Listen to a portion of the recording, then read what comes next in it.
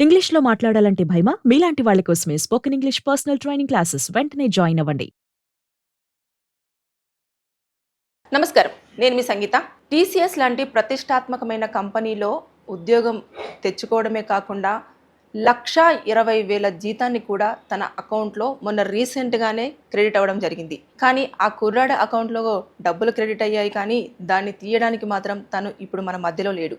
చనిపోవడం జరిగింది. అసలు కారణం ఏంటి అనంటే అతను ఒక అమ్మాయిని లవ్ చేశారు. అది తమిళనాడులో జరిగింది ఇదంతా కూడా. ఆ లవ్ చేసిన తర్వాత వాళ్ళ ఇంట్లో కూడా ఒప్పుకోలేదు. కారణం ఏంటంటే ఈ అబ్బాయి షెడ్యూల్ క్యాస్ట్ కి సంబంధించిన వ్యక్తి. అందుకోసం అని చెప్పేసి వాళ్ళు అసలు యాక్సెప్ట్ చేయలేదు. ఆ అమ్మాయి ఎన్నిసార్లు చెప్పినా కూడా వినలేదు. ఆ అబ్బాయి కూడా మాట్లాడదామని ప్రయత్నం చేసినా కూడా ఇంట్రెస్ట్ చూపించలేదు. సరే అని చెప్పేసి వాళ్ళిద్దరు లవ్ చేసుకున్న తర్వాత ఇంకా బయటికి వెళ్ళేసి పెళ్లి కూడా చేసుకోవడం జరిగింది. పెళ్లి చేసుకున్న తర్వాత ఇంకా పేరెంట్స్ ఏం చేస్తారు, కొంచెం నమ్మించే ప్రయత్నం చేస్తారు. కొంతమంది ఎలా ఉంటుందంటే మా అమ్మాయిని చూడాలనిపిస్తుంది, లేదు అంటే మీరు ఇంటికి రండి అని చెప్పేసి పిలవడము, ఇలాంటివంతా కూడా మారిపోయాము అని చెప్పేసి అనడము, లేదంటే మీ జీవితం మీరే గడపండి అని చెప్పడము, ఇలాంటివన్నీ చేసి వారిద్దరిని కూడా నమ్మించి వాళ్ళ ఇంటికి పిలవడం జరిగింది. ఇంకా అత్తయ్య మామయ్య వాళ్ళు పిలిచారు కదా మనం వెళ్దాము అని చెప్పేసి అమ్మాయి వాళ్ళ ఇంటికి వాళ్ళు ఒక రోజు వెళ్ళారు. వెళ్ళిన తర్వాత అక్కడ అతను మళ్ళీ తిరిగి వెనక్కి రాలేకపోయాడు. ఎందుకు అనంటే అక్కడికి వెళ్ళగానే వారి కోపంతో, అంటే ఒక షెడ్యూల్ క్యాస్ట్ పర్సన్ మా అమ్మాయిని పెళ్లి చేసుకోవడం ఏంటి, మా అమ్మాయి పక్కన ఉండడం ఏంటి, అసలు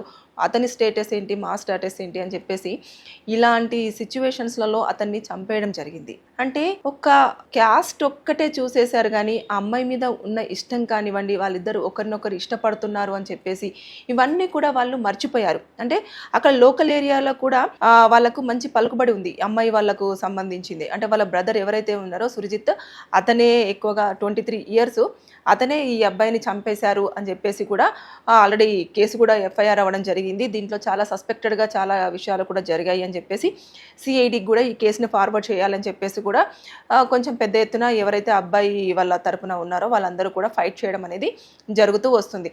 అయితే ఇక్కడ చూసుకుంటే ఆ అబ్బాయి ఎంత బ్రిలియంట్ అంటే యూనివర్సిటీలో చదువుతున్నప్పుడు కూడా అతను గోల్డ్ మెడలిస్టు. అలాగే తక్కువ వయసులోనే, అంటే కంప్లీట్ అతను ఏదైతే బీటెక్ కంప్లీట్ చేసుకున్నాడో చేసుకున్న వెంటనే అతనికి క్యాంపస్ సెలక్షన్స్లోనే జాబ్ రావడం జరిగింది. అది కూడా మంచి ప్యాకేజ్తో, అంత ప్యాకేజ్తో జాబ్ తెచ్చుకున్నాడు.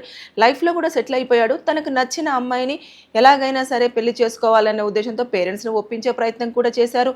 అయినా కూడా వాళ్ళు వినకుండా వాళ్ళేదో వెళ్ళిపోయి వాళ్ళ జీవితం వాళ్ళు గడుపుతున్న సమయంలో మళ్ళీ పిలిచి ప్రాణాలు లేకుండా చేశారు. ఇప్పుడు శాలరీ రావడం జరిగింది, మంచి ప్యాకేజ్ ఉంది, లైఫ్లో కూడా సెటిల్ అయిపోయాడు, అమ్మాయిని కూడా బాగా చూసుకున్నాడు. ఇంతకంటే ఇంకేం కావాలి తల్లిదండ్రులకు? ఇది ఒకటి ఆలోచన మర్చిపోతున్నారు. ఎంతసేపు మేము చూసిన అబ్బాయే మంచివాడు ఉంటాడు, వాళ్ళు చూసుకున్న వాళ్ళు మంచి వాళ్ళు ఉండరు అన్న ఒక కార్నర్లోనే బ్రతుకుతున్నారు తల్లిదండ్రులు కొంతమంది. కానీ అసలు వాళ్ళకి నచ్చారు, వాళ్ళు ఇద్దరు కలిసి జీవించాలనుకుంటున్నారు అన్న దాన్ని మర్చిపోతున్నారు. ఇక్కడ చూసుకుంటే పరువు హత్యలు అనేవి ఇప్పటికీ జరుగుతూనే ఉన్నాయి. అంటే నవే డేస్లో ఎలా ఉంటుందో చూస్తున్నాం కదా. సొసైటీలో చాలా వరకు మార్పులు చాలా వచ్చాయి.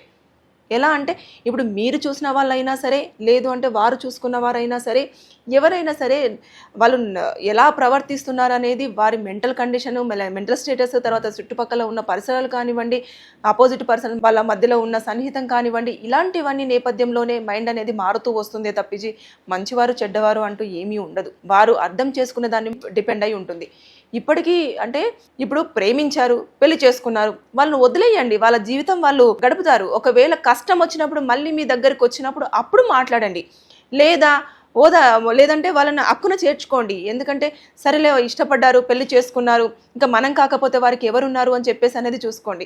అంతేకాని ఇలా చంపేయడాలు, లేదంటే చచ్చిపోవడాలు ఇలాంటివి ఎక్కువగా జరుగుతున్నాయి. కోపం వస్తే చంపేస్తున్నారు, నచ్చకపోతే చంపేస్తున్నారు. చంపడం అనేది కామన్ గా తయారవుతుంది ఈ రోజుల్లో. పరువులు ఏమున్నదండి? ఇప్పుడు సొసైటీలో పరువు అనేది మీరు చూసుకుంటున్నారు. పరువు ఎవరికి ఉంటుంది, ఎక్కడ ఉంటుంది, ఎందుకు ఉంటుంది, ఎప్పుడు ఉంటుంది? మనము ఏదైనా తప్పు చేస్తే పరువు పోతుంది అని అనుకుంటారు. కానీ అది సొసైటీలో ఒక 4-5 రోజులు మాట్లాడతారేమో, 6వ రోజు అందరు మర్చిపోతారు కూడా. ఇప్పుడున్న బిజీ షెడ్యూల్స్లలో ఎవరికి వారి గురించి వారు పట్టించుకునే అంత టైమే ఉండట్లేదు. ఇంకా మీ గురించి, మీ కుటుంబం గురించి, మీ తరతరాల గురించి మాట్లాడుకునే అంత అవకాశం ఎక్కడ ఉంటుంది? ఆ అబ్బాయి చేసింది ఏమీ లేదు, పెళ్లి చేసుకున్నాడు, అమ్మాయిని బాగానే చూసుకుంటున్నాడు, పిలిచి మరి చంపేయడం అనేది ఇది తమిళనాడులో చాలా ఒకేసారిగా సెన్సేషనల్ అయ్యింది. ఈ విషయం కూడా ఆగస్టులో రీసెంట్ గానే జరిగింది. ఇది చూసుకుంటే ఆ అబ్బాయి టీసీఎస్ అంత పెద్ద మంచి కంపెనీ, అందులో జాబ్ రావాలి అంటే కూడా చాలా మంది ఉంటూ ఉంటారు. అంటే కొంతమంది బెంచ్ బెంచ్ మీద కూడా ఉండడం జరుగుతుంది, కొంతమంది ప్రాజెక్ట్స్లలో ఇన్వాల్వ్ అయిపోవడం జరుగుతుంది, బీజీ వెరిఫికేషన్స్ ఎంత స్ట్రాంగ్ గా జరుగుతుంది. ఇన్నింట్లలో కూడా అబ్బాయి చాలా క్లియర్ గా జాబ్ తెచ్చేసుకొని మంచి ప్యాకేజ్ ఉండి అమ్మాయిని పెళ్లి చేసుకున్నాడు, బాగా చూసుకుంటాడు, మీకు నచ్చినట్టుగా మాకుంటే అయిపోయేది. ఆ అబ్బాయిని అలా కాకుండా ఇంటికి పిలిచి మరీ చంపేశారు. అంటే ఇదైతే కేసు అయితే ఇంకా జరుగుతూనే ఉంది, దర్యాప్తులో జరుగుతుంది. అసలు అక్కడ ఏం జరిగింది ఏంటి అనేది కూడా పూర్తి వివరాలు తెలుసుకునే ప్రయత్నంలోనే పోలీసులు కూడా ఉండడం జరిగింది. అయితే ఇక్కడ చూసుకుంటే పరువు హత్యలు ఎక్కువగా ఇప్పటికీ కొనసాగుతూనే ఉన్నాయి. కానీ ఒకటి నేను చెప్పాలనుకుంటుంది ఏంటంటే, ఈ రోజుల్లో కులాలు కానివ్వండి, మతాలు కానివ్వండి, ఇవన్నీ పక్కన పెట్టేయండి. ఒకరికొకరు నచ్చారు, తెలిసిన వారైతే చేసుకోవడం చాలా ఉత్తమం. ఈ రోజుల్లో ఎవరో తెలియని వారిని, మనకు పూర్తిగా వారి గురించి తెలియకుండా ఎక్కడో సంబంధం వచ్చింది, వారిని చేద్దాము అని అంటే వారు ఎలా ఉంటున్నారనేది తెలియదు. చాలా వరకు ఈ మధ్య కాలంలో పెళ్లిళ్లలో అబద్ధాలతోటే పెళ్లిళ్ళు జరుగుతున్నాయి. అవన్నీ కూడా కోర్టులో చూస్తే మీకు అర్థమవుతుంది. అంతేగాని నిజాయితీగా పెళ్లి చేసుకునే వాళ్ళు చాలా తక్కువ మంది. ఇప్పుడు వాళ్ళు లవ్ చేసుకున్నారు, వాళ్ళకు ఒకరికొకరికి చాలా తెలిసి ఉంటుంది. అదే విధంగా ఈ అమ్మాయి గురించి వాళ్ళ ఇంట్లో తెలుసు, అబ్బాయి గురించి వాళ్ళ ఇంట్లో తెలుసు. అదే విధంగా అమ్మాయికి అబ్బాయి వాళ్ళ ఫ్యామిలీ గురించి తెలుసు, అబ్బాయికి అమ్మాయి వాళ్ళ ఫ్యామిలీ గురించి తెలుసు. అంటే వీళ్ళు లవ్ చేసుకుంటున్నప్పుడే అన్ని వివరాలు చాలా క్లియర్ గా మాట్లాడుకుంటారు. వారికి నచ్చుతుంది, నచ్చిన తర్వాతనే పెళ్లి దాకా వెళ్తున్నారు. నచ్చకపోతే మధ్యలోనే బ్రేకప్స్. ఎందుకు చూస్తలేము మనము? బ్రేకప్ అయిపోయి ఎవరో ఒకరు ట్రూగా లవ్ చేస్తున్నారు, ఇంకొకరు ఏమో ఫేక్ లవ్ చేసేసి అవి కూడా కేసులు రన్ అవుతున్నాయి. అంటే ఎంతో మంది, ఒక 100లో ఒక 30% మంది మాత్రమే పెళ్లి దాకా రావడం జరుగుతుంది, ఒప్పించి పెళ్లి చేసుకోవడం అనేది కూడా జరుగుతుంది.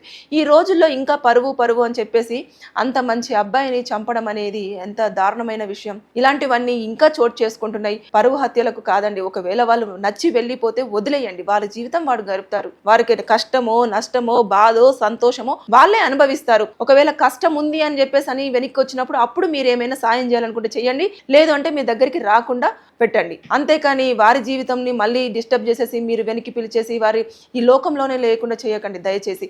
ఎందుకంటే ఈ రోజుల్లో ఒకరినొకరు అర్థం చేసుకోవడమే చాలా పెద్ద టాస్క్. అర్థం చేసుకొని వారి జీవితాన్ని మా వేలో మేము జీవిస్తాము అనుకున్నప్పుడు వారిని వదిలేసి వారి జీవితాన్ని వారు గడిపేలాగా చూడండి. ఈ వీడియో త్రూ నేను చెప్పాలనుకుంటుంది ఏంటంటే, కులాలు మతాలు పక్కన పెట్టేయండి. ఒకరినొకరు అర్థం చేసుకొని జీవితాంతం తోడుంటానని వచ్చిన వారిని దయచేసి అర్థం చేసుకొని వారికి మీ యొక్క ఆశీర్వాదం ఇవ్వండి తప్పించి ఇలా చంపడం మాత్రం కరెక్ట్ కాదనేది నా ఒపీనియన్. Thank you.